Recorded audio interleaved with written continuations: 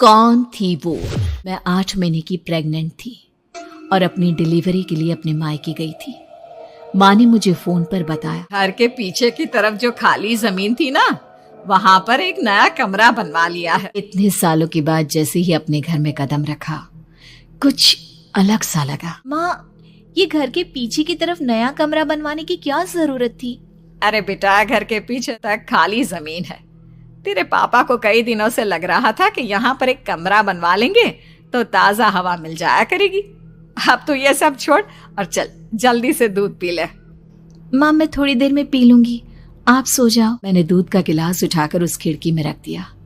पता नहीं कब आंख लग गई। अचानक से खिड़की के पल्लों के खड़कने की तेज आवाज आई। दूध का गिलास धड़ाम से जमीन पर आ गिरा। जमीन पर गिरते ही दूध का रंग लाल हो चुका था। मैंने खिड़की से झांक कर बाहर देखा। चारों तरफ धुप अंधेरा था। उस अंधेरे की तरफ से कुछ आवाजें आ रही थी, जैसे छोटे बच्चे आपस में खिलखिलाकर मस्ती कर रहे हो। इतनी रात को इतने घनघोर अंधेरे में बच्चों की आवाज कैसे आ रही है? घड़ी में वक्त देखा तो ठीक 12 बजे थे। देखकर मैं सन्न रह गई। बुरी आत्माओं और भूतों की कई कहानियां मैं सुन चुकी थी। वक्त भी कुछ ऐसा ही था। ऊपर से मैं प्रेग्नेंट। सुना था कि ऐसे वक्त में अक्सर बुरी आत्माएं औरतों का पीछा करती है, तो क्या मेरे पीछे भी? सीने से तरबतर बड़ी मुश्किल से, जैसे कांपते हाथों से मैंने उस खिड़की को बंद किया। जल्दी से जल्दी उस कमरे से बाहर निकलकर माँ के पास जाने के बारे में सोचा, लेकिन जैसे ही दरवाजे की तरफ पलटी, लगा कोई साया हवा की स्पीड से दरवाजे के सामने से गुजर गया। मेरे गले में अटक कर रह गई। मैं जोर से चीख कर माँ को बुलाना चाहती थी, लेकिन वो आवाज खुद मेरे कानों तक नहीं पहुँच पा रही थी। माँ तक कैसे पहुँचती? खिड़की के पल्ले एक बार फिर तेज हवा के झोंके से धड़ाम करके खुल गया और पूरी ताकत से मैं चीख पड़ी। जानती थी मेरी चीख की आवाज सुनकर कुछ ही सेकंड में माँ वहां पहुंच जाएगी, लेकिन ऐसा कुछ हुआ ही नहीं। मेरा कलेजा डर के मारे फटा जा रहा था। आखिर माँ ने मेरी आवाज क्यों नहीं सुनी? इतनी गहरी नींद में तो माँ कभी नहीं सोती। एक पीछे खुली हुई वो खिड़की। मुझ में इतनी ताकत नहीं बची थी कि मैं पलटकर उस तरफ देख भी सकूं।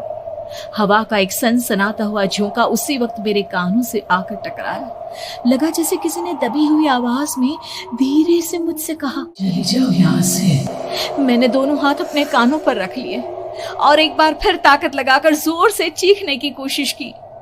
माँ, पापा! मेरी आवाज उस कमरे की दीवारों से टकराकर वापस मुझे ही सुनाई दे रही थी।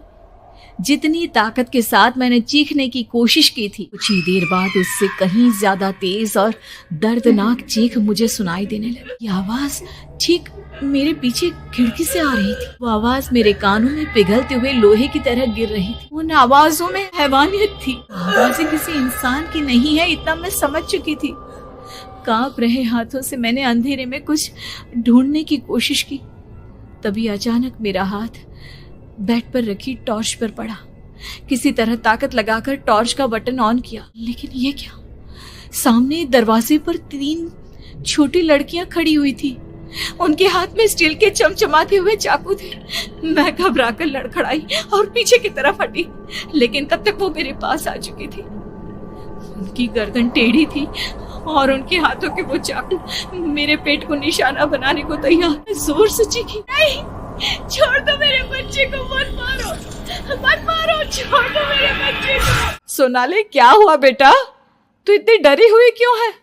उठ बेटा, क्या हुआ? हड़बड़ाकर मैंने अपनी आंखें खोली। देखा तो दिन निकल आया था। माँ मुझे जगा रही थी। मेरा चेहरा पूरा पसीने से लथपथ था। क्या हुआ बेटा? तुमने कोई बुरा सपना देखा क्या? मैं अभी तक अपने पूरे होश में नहीं थी।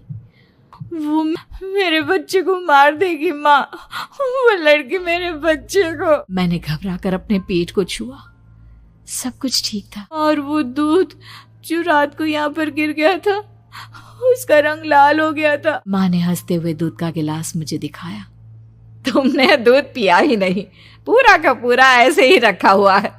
तुमसे कहा था ना सोनाली, सेहत के लिए लापरवाही ठीक नहीं बेटा। लेकिन मैंने तो सब कुछ अपनी खुली आंखों से देखा था। ये सपना कैसे हो सकता है?